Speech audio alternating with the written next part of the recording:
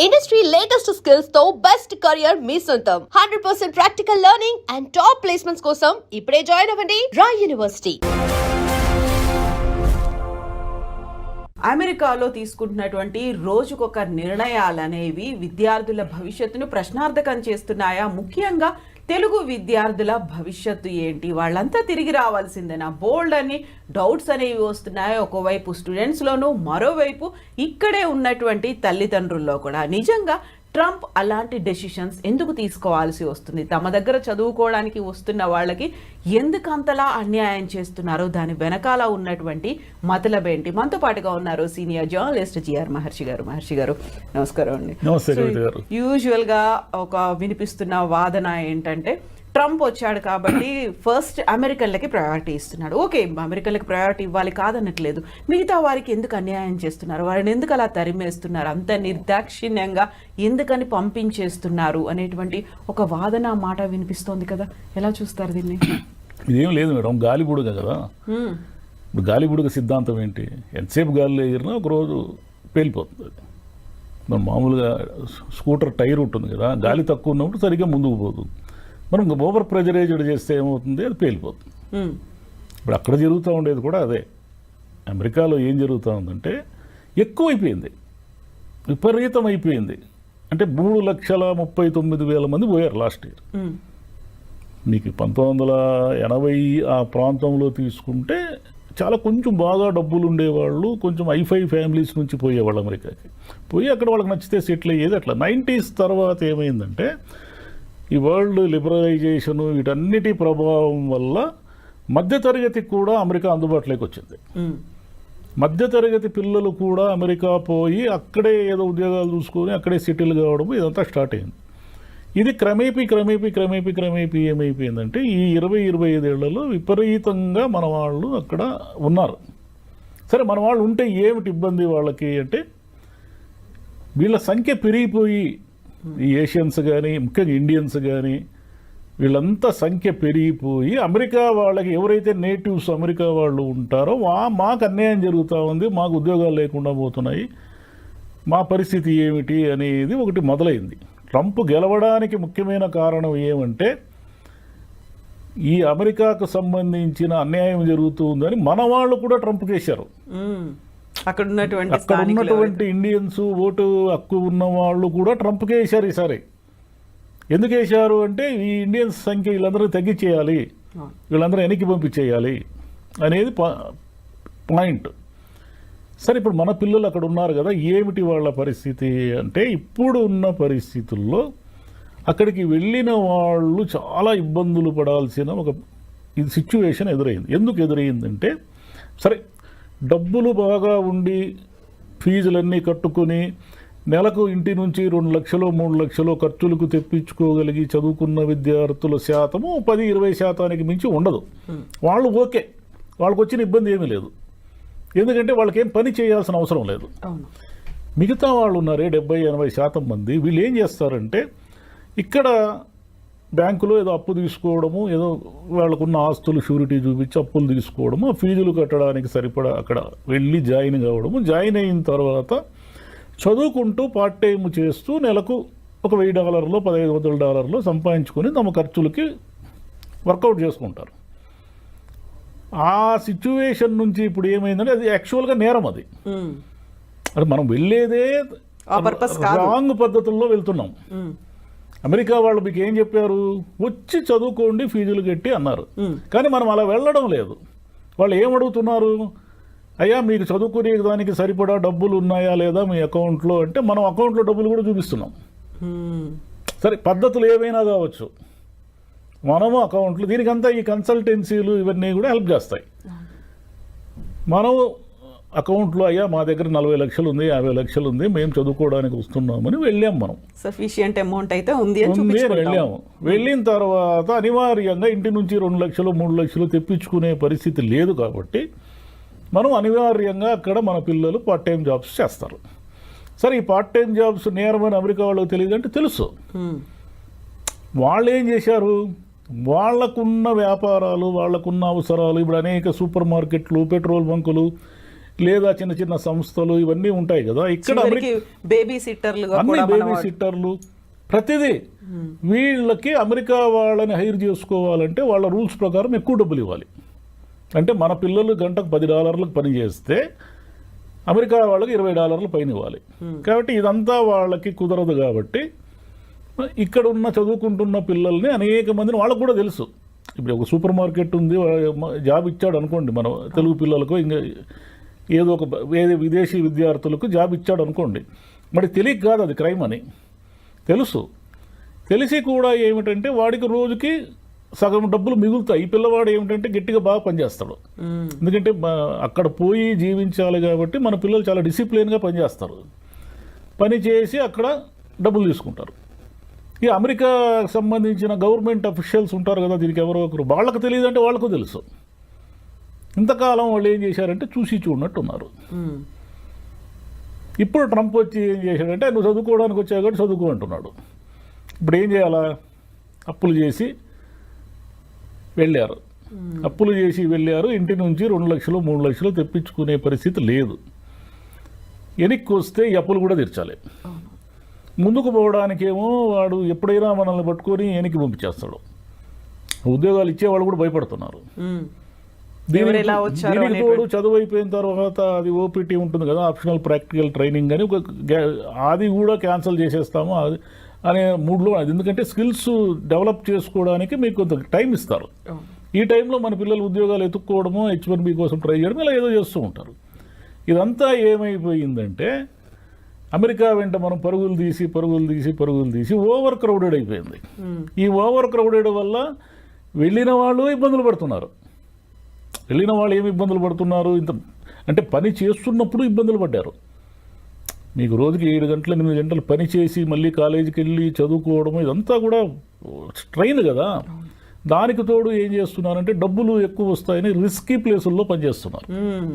Risky ప్లేసులు అంటే ఒక డౌన్ టౌన్ ఏరియానో, లేదంటే ఒక డ్రగ్ ఎక్కువగా ఉన్నటువంటి ఏరియానో, గన్ కల్చర్ ఉన్న ఏరియానో ఉంటుందనుకోండి. అక్కడ ఆ సూపర్ మార్కెట్, పెట్రోల్ బంకులో ఏవో ఉంటాయి, అక్కడ పని చేయడానికి ఎక్కువ డబ్బులు ఇస్తారు. మామూలుగా ఇచ్చే డబ్బుల కంటే అక్కడ రిస్క్ ఉంది కాబట్టి ఎవరు రారు కదా, ఎక్కువ డబ్బులు ఇస్తారు. ఎక్కువ డబ్బులు ఇస్తే మన వాళ్ళు పోయి పని చేస్తున్నారు. అటు చనిపోయిన వాళ్ళు చాలామంది ఉన్నారు. ఈ గన్ కల్చర్లో చనిపోయిన పిల్లలు ఉన్నారు. వీళ్ళంతా ఏమైపోయిందంటే చదువు అయిపోయిన తర్వాత ఉద్యోగాలు కావాలి కదా, ఆల్రెడీ ఆడ సెటిల్ అయ్యి ఉద్యోగాలు చేస్తున్న వాళ్ళు ఉంటారు. ఏది మన ఇండియన్స్ కానీ తెలుగు వాళ్ళు కానీ ఎవరైనా కానీ, వీళ్ళు వాళ్ళకి పోటీగా వెళతారు. అంటే వాడికి ఒక $6,000 వస్తూ ఉందనుకోండి నెలకు. ఈ $6,000 వాడు చేసే పని వీడు 3,000కే చేస్తారంటారు. అక్కడ వాడికి ఉపాధి కూడా దెబ్బపడుతుంది. వాడి ఉపాధి పోతా ఉంది. వాడి ఉపాధి పోతే వాడికి ఇంకా డేంజరు. ఎందుకు డేంజర్ అంటారా? వీళ్ళు ఏం చేస్తారంటే ఉద్యోగం వచ్చిన వెంటనే ఒక ఇల్లు కొనుక్కుంటారు. ఎందుకు ఇల్లు కొనుక్కుంటారంటే అక్కడ వీళ్ళు కట్టే రెంటు, వీళ్ళు కట్టే EMI 2 ఈక్వల్గా ఉంటాయి. పెద్దగా వడ్డీ రేట్లు బీభత్సంగా ఏమి ఉండవు. దానికి తోడు మీరు కట్టే డౌన్ పేమెంట్ కూడా అబ్నార్మల్ ఏమి ఉండదు. మీరు కట్టుకోగలిగిన స్థాయిలో ఉంటుంది. అంటే ఒక $5,000 $10,000 ఎంతో మీరు కొనే ఇంటి స్థాయిని బట్టి ఉంటుంది. ఈ EMI ఎలాగో మనం రెంట్ ఎవడికోడికి పే చేయాలి కాబట్టి మన ఇంటినే మనం ఓన్ చేసుకుందామని వాళ్ళు కమిట్మెంట్స్ పెంచుకుంటారు. వాడికి ఒక $6,000 జీతం వస్తుంది అనుకోండి, వాడు కమిట్మెంట్స్ పెంచుకొని ఏం చేస్తాడంటే వాడికి వచ్చే దాంట్లో $3,000 EMIలు కట్టుకోవడానికి పెట్టుకుంటాడు. ఇప్పుడు వీడు పోటీకి వస్తే వాడు $3,000 వాడు పని చేయలేడు. $3,000 పని చేస్తే వాడు ఏం చేయగలుగుతాడు? అప్పులు కూడా తీర్చుకోలేడు. పోనీ ఆ ఇంటిని అమ్మేద్దామంటే అది కుదరదు. ఎందుకు కుదరదంటే ఆడ ఫస్ట్ హ్యాండిల్ ఇండ్లే అనేకం ఉంటాయి. ఈ సెకండ్ హ్యాండిల్ ఇంటిని ఎవడు కొంటాడు? ఎవడు కొనడు. కొన్నా మీరు పెట్టిన పెట్టుబడికి మొత్తం నష్టపోవాల్సి ఉంటుంది. కాబట్టి అంతా ఇరుక్కునేసినారు. అందరూ పోయి ఇరుక్కునేసినారు. అక్కడ స్థలం లేని చోట ఒక 1000 మంది బట్టే ఒక ఏదో ఉంటుంది కదా, ఒక ట్రైన్ బోగి ఉందనుకోండి, దానికి ఒక 100 కెపాసిటీ ఉంటే ఒక 600 మంది ఆ బోగీలు ఎక్కితే ఏమైపోతుంది? ఎవరికి గాలి ఆడదు. అట్లా బాగా అంత ముందు ఎప్పుడో 90sలో పోయి సెటిల్ అయిన వాళ్ళ పరిస్థితి వేరు. కానీ ఇప్పుడు గత 5-10 ఏళ్లలో పోయిన వాళ్ళంతా ఇబ్బందులు పడుతున్నారు. అంటే జాబ్స్ చేస్తున్న వాళ్ళు ఇబ్బందులు పడుతున్నారు, వెళ్ళిన పిల్లలు ఇబ్బందులు పడుతున్నారు. దీనికి తోడు ఈ డూప్లికేట్ కన్సల్టెన్సీలు ఉంటాయి. అది మన వాళ్ళు తెలుగు వాళ్ళే ఎక్కువ ఉంటారు దాంట్లో. వీళ్ళు ఏం చేస్తారంటే అంతా మోసమే. వీళ్ళు ఉద్యోగాలు ఇప్పిస్తాననేది మోసమే. అంటే ఇప్పిస్తారు, ఇప్పించి వాడికి వచ్చే $1000 వీడు $500 కమిషన్లు కమిషన్లు తినేస్తాడు. అంటే వీళ్ళ నిస్సహాయతని ఆధారంగా చేసుకుని ఈ మోసాలు చేసే వాళ్ళ సంఖ్య కూడా పెరిగిపోయింది. దాంట్లో మన వాళ్ళే ఎక్కువ ఉన్నారు. మన వాళ్ళని ఆ మోసాల్లో పట్టుకుని ఇండియాకి పంపించేసిన వాళ్ళు కూడా ఇక్కడ చాలామంది పెద్ద మనుషులుగా చలామణి అయ్యే వాళ్ళంతా కూడా అమెరికా నుంచి బహిష్కరణకు గురైన వాళ్ళే కొంతమంది. కాబట్టి ఇదంతా ఏమంటే ఇప్పుడు నేర్చుకోవాల్సింది ఏమంటే మనం ఇండియాలోనే ఉండి ఏదో ఒక ఉద్యోగం చేసుకోవడం అనేది ఒక పద్ధతి. ఇంతకుముందు గల్ఫ్ ఉండి ఆ బుడగ పేలిపోయింది చూడండి, గల్ఫ్ వార్ వచ్చినప్పుడు అందరూ వెనక్కి వచ్చేసారు. అంటే అది ఒక స్కిల్డ్, అది లేబర్ సంబంధించిన గల్ఫ్ ఎక్కువ పోయేవాళ్ళు. ఈ సాఫ్ట్వేర్ వాళ్ళకే అసలైన ఇబ్బందులు ఉండేది. నర్సింగ్ నుంచి వెళ్ళేవాళ్ళు, ఫార్మసీ నుంచి వెళ్ళేవాళ్ళు కూల్గానే ఉన్నారు. ఈ సమస్య అంతా ఇప్పుడు ట్రంప్ పెడుతున్న ఇబ్బందుల వల్ల ఏమవుతుందంటే అమెరికాలో ఉన్న ఆర్థిక వ్యవస్థ అంతా కూడా ముతలాకుతలం అవుతా ఉంది. ఇప్పుడు 125% టారిఫ్లు విధిస్తే ఇప్పుడు చైనా మీద అతను వారు ప్రకటించాడు. చైనా వస్తువు లేకుండా మనం ఒక రోజైనా జీవించగలమా? అసలు మన దేశంలోనే ఒకసారి ఊహించుకోండి మీరు, చైనా చైనా చైనా కదా, ఏ వస్తువు చూసినా చైనా ప్రోడక్టే ఉంది మనకు. ఇక అక్కడ కూడా అంతే, డాలర్ షాపులను ఉంటాయి. సింగిల్ డాలర్కి మన దగ్గర $100 ఏదో వస్తువు దొరికిన అన్ని వస్తువులు $100 ఉన్నాయి, అక్కడ డాలర్ షాప్స్ ఉంటాయి. ఈ డాలర్ షాపుల్లో సగం చైనా వస్తువులే ఉంటాయి. మరి వీటన్నిటినీ మీరు సుంకాలు పెంచి ఇవన్నీ చేయడం వల్ల అవన్నీ రేట్లు పెరుగుతాయి కదా. మీకు ఎగుమతులు మీకు ఎలాగైతే తగ్గిపోతాయో దిగుమతుల మీద వచ్చేవన్నీ కూడా రేట్లు పెరుగుతాయి. ఇవన్నీ రేట్లు పెరిగినప్పుడు వాళ్ళకి సహజంగానే అమెరికన్స్ ఏం చేయాలా, ఖర్చులు తగ్గించుకుంటారు.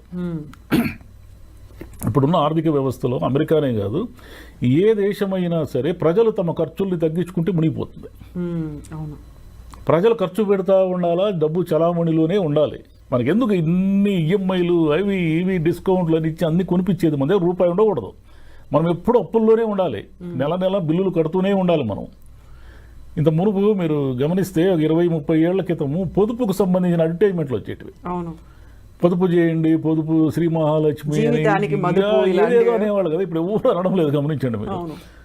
పొదుపు అనే అడ్వర్టైజ్మెంట్ పొరపాటున కూడా రాదు. డబ్బులు ఖర్చు పెట్టించే అడ్వర్టైజ్మెంట్లు 100 ఉంటాయి.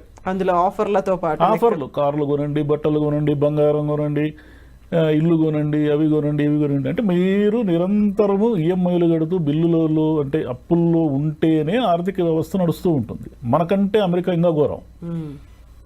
అమెరికాలో ఏంటంటే నిరంతరం డబ్బు చలామణి జరుగుతూనే ఉంటేనే వాళ్ళ ఆర్థిక వ్యవస్థ నిలబడుతుంది. అంటే ఈ విషయాలన్నీ ట్రంప్కు తెలియవంటే తెలుసు. అతను ఏదో అమెరికాని మళ్ళీ గ్రేట్ చేయాలనేది నినాదం పెట్టుకున్నాడు కదా. ఆ నినాదం పిచ్చి బట్టి అతనికి ఇవన్నీ చేస్తున్నాడు. ఇవన్నీ చేయడం వల్ల వచ్చేది ఏమిటంటే అమెరికా వాళ్ళు ఇబ్బందులు పడతారు, మన వాళ్ళు అంతకంటే దారుణంగా ఇబ్బందులు పడతారు. ఇప్పుడు మన విద్యార్థులందరినీ కూడా పంపించేస్తున్నారు చిన్న చిన్న కారణాలతో. అంటే మీరు పొరపాటున డ్రైవింగ్ తప్పు చేసి మీ మీద ఒక చలానా ఉన్న టికెట్ ఉన్నా కూడా మీరు శిక్షార్హులే, మీరు వెళ్ళిపోయిన ఇంటికి 15 రోజుల్లో అంటున్నారు. అంటే ఏదో కోర్టులు అవి ఇవి నడుస్తున్నాయి అనుకోండి. ఈ 3 ఏళ్ళు కష్టమే వాళ్ళకి. ట్రంప్ని వాళ్ళే ఏరుకోరి ఎందుకు తెచ్చుకున్నారు? ఆయన ఏదో మా అమెరికాని మార్చేస్తాడని తెచ్చుకున్నారు. ఇప్పుడు వీళ్ళందరూ లేకపోతే వాళ్ళ వ్యాపారాలు జరగవు. ఈ భారతీయ విద్యార్థులు కావచ్చు, చైనీస్ కావచ్చు, చాలామంది కొరియా వాళ్ళు, వీళ్ళంతా విపరీతంగా ఉన్నారు కదా అక్కడ. వీళ్ళందరూ లేకుండా $4,380 కోట్ల వచ్చింది అమెరికాకు ఆదాయం కేవలం విద్యార్థుల వల్ల, విద్యార్థులు ఫీజులు కట్టడం వల్ల. మరి ఇదంతా ఆదాయమే కదా. అసలు వీళ్ళంతా లేకపోతే ఆడున్న యూనివర్సిటీలు సగం మూసేస్తారు. ఎక్కడున్నాయి ఆడ? వీళ్ళు మన పిల్లలు, విదేశీ పిల్లలంతా చేరితేనే కదా అమెరికాలో అన్ని యూనివర్సిటీలు నడుస్తున్నాయి. మరి వాళ్ళంతా ఏమైపోవాలా? కాబట్టి ఇదంతా ఒకరినొకరిని చుట్టుకునేసింది. అందరూ చక్రవ్యూహంలో ఇరుక్కున్నారు పోయి. ఈ ట్రంప్ మరి తగ్గినట్టే కనిపిస్తున్నాడు. తగ్గితే మంచిది. కానీ ఇంకే అమెరికా బుడగైతే పేలిపోయింది. ఇంక పల్లెల్లో కూర్చొని మావాడు అమెరికాలో ఉన్నాడు, మా అమ్మాయి అమెరికాలో ఉంది. ఇప్పుడు మీరు ఏ పల్లెటూరు కనవ్వండి, ఒక 25 మంది పెద్దవాళ్ళు కనిపిస్తారు అమెరికా చూసి వచ్చిన వాళ్ళు. ఒకప్పుడు అమెరికా ఏ దిశలో ఉందో కూడా ఎవరికి తెలియదు. ఈరోజు మీరు ఏ పల్లెటూరులో అయినా అడగండి, ఆ పల్లెటూరులో 10 మంది అమ్మాయిలు అబ్బాయిలు అమెరికాలో ఉంటారు. ఆ ఊరిలో ఉన్న పెద్దవాళ్ళు, ముసలి వాళ్ళు కూడా అమెరికాని చూసి వచ్చిన వాళ్ళు అనేక మంది ఉంటారు.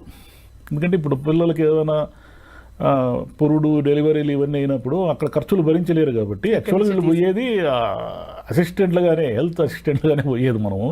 కానీ మనం ఏదో చెప్పుకుంటూ ఉంటాం అమెరికా పోయించినాం అని.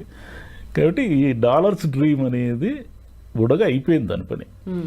ఈ అయిపోయిందని దాన్ని గుర్తించి ఇంక డబ్బులుంటే పోండి, మీరు ఉద్యోగం చేయండి, లేదంటే వెనక్కి వచ్చేయండి, ఏమైనా వీళ్ళు వెళ్తారు కదా, 3,30,000 మంది వెళ్ళారు కదా, వీళ్ళలో 20,000 మంది కూడా వెనక్కి రారు. 3,30,000, 3,15,000 మంది ఆడే ఉండాలనుకుంటారు. ఎక్కడున్నాడు స్పేస్, మీకు ఎక్కడుంది జాబ్స్, ఎక్కడున్నాయో లేదు కాబట్టి అది మీరు వెనక్కి రాలేరు. ఎందుకు రాలేరంటే ఇక్కడ ఉన్న కమిట్మెంట్స్ కోసం వెనక్కి రాలేరు. పైగా అక్కడ అలవాటు పడితే కూడా కష్టమే. ఎందుకంటే మీకు ఆ సివిక్ కమ్యూనిటీస్ కానీ, ఈ ట్రాఫిక్ కానీ, ఇదంతా ఒక సిస్టమ్ ఉంటుంది కదా, మనకు సిస్టమ్ ఉండదు ఇక్కడ. కాబట్టి ఆడ డ్రైవ్ చేసేవాడు ఈ డ్రైవ్ కూడా చేయలేడు, ఈ ట్రాఫిక్ తట్టుకోలేడు వాడు. ఏదో న్యూయార్క్ లాంటి నగరాలు మినహాయిస్తే మిగతా ఊర్లు ఎక్కడా కూడా పెద్ద ట్రాఫిక్ ఇవన్నీ ఏమి ఉండవు కదా. కాబట్టి అక్కడున్న సౌకర్యాలకు అలవాటు పడి అమెరికా వదిలి రావాలనిపించదు. అక్కడ ఉండాలంటేనేమో ఈ నిరంతరం స్ట్రగులు, చాలా ఇబ్బంది, అంటే ఏమంటారు, స్ట్రెస్ గురవుతున్నారు పిల్లలంతా కూడా. కాబట్టి ఇక మీద డబ్బులు ఉండేవాళ్ళు పోండి, ఇంటికాడ 40 లక్షలు 50 లక్షలు అప్పులు చేసిపోతే మాత్రము ప్రమాదాన్ని కోరి తెచ్చుకున్నట్టే. వీళ్ళు పోయి వాళ్ళకు కూడా ప్రమాదం చేస్తున్నారు. ఆల్రెడీ ఆడ ఉండి ఉద్యోగాలు చేస్తుంటారే వాళ్ళు కూడా ఇబ్బందులు పాలైపోతున్నారు. వీడు అంటే వీడు ఒకడే కదా, వీడు బతకాలి కాబట్టి వీడు ఏం చేస్తాడు, 6,000 రూపాయల డాలర్ల జీతాన్ని 3,000కే చేస్తాడు. వీడికి సర్వైవల్ కాబట్టి. వాడేమో ఆల్రెడీ కమిట్మెంట్స్కి ఫిక్స్ అయిపోయి ఈ జీతం నాకు వస్తుందేమో అనే భ్రమలో ఉంటాడు. వాడికి ఆ జీతం పోయిందంటే ఆ కమిట్మెంట్స్ అని వాడెప్పుడు తీర్చుకుంటాడు. అంటే వాళ్ళు అందరూ ఈ సర్కిల్లో ఇరుక్కునేశారు. దీని ఇది కూడా అదనంగా ట్రంప్ వచ్చాడు. ఆల్రెడీ బ్యాడ్ వెదర్ స్టార్ట్ అయింది, ట్రంప్ వచ్చి అదనంగా వచ్చి రిసెషన్, ఈ సుంకాలు, ఈ గోలంతా పెట్టి తెచ్చిపెట్టేశాడు. కాబట్టి ఇక అమెరికా అనేది డ్రీమ్ కాదు, అమెరికా అనేది ఒక రకమైన పీడకల. ఇంకా పోతే లేదు మేము పోతాము అమెరికాలోనే, ఏమైనా సరే డాలర్లు తెచ్చుకుంటాము అని అనుకుంటే 10 మందిలో ఒకడు కూడా సక్సెస్ అయ్యే పరిస్థితి లేదు ఇప్పుడు అట్ ప్రజెంట్. వేరే సాఫ్ట్వేర్ కాకుండా వేరే విభాగాల్లో పోయిన వాళ్ళు ఓకే, కానీ వాళ్ళు లేరు కదా ఎక్కువ. ఈ నర్సింగ్లోనే అంతా ఈ సాఫ్ట్వేర్లోనే నడుస్తూ ఉంది అంత చుట్టూ. సో ఎందుకు వెళ్తున్నారు, ఎలా వెళ్తున్నారు చూసుకోవాలి, ఒక సక్రమమైన పద్ధతి. అందులో వాళ్ళు అమెరికన్లు ట్రంప్ ఏం ఆంక్షలు ఎందుకోసం పెట్టారనేది కూడా మనం అర్థం చేసుకొని ఆలోచన చేయాల్సిన అవసరం ఉంది. ఏం ఆలోచన చేయరు. ప్రతి వాళ్ళకి డాలర్లు సంపాదించాలని కోరుకున్నప్పుడు ఎందుకు ఆలోచిస్తారు? మనం సక్సెస్ అయ్యి వస్తామేమో మనకు తెలియదు కదా. ఇదే ఉంటుంది. అంటే గవర్నమెంట్ విధించే, అంటే ప్రభుత్వాలు మారినప్పుడు ఇలాంటి ఉపద్రవాలు వస్తాయి. వీటికి తట్టుకొని నిలబడే వాళ్ళు ఉంటారు, నిలబడలేని వాళ్ళు వెనక్కి రావాల్సింది. వాళ్ళు బలవంతంగానే పంపిస్తారు, మనం సర్వైవ్ కాకుండా వెనక్కి వస్తాము. ఆ ట్రాన్సిషన్ పీరియడ్ని అర్థం చేసుకోగలిగితే బెటర్, లేకపోతే ఇంకా కష్టాలే. ఇక్కడ తల్లిదండ్రులకు కూడా కష్టాలే.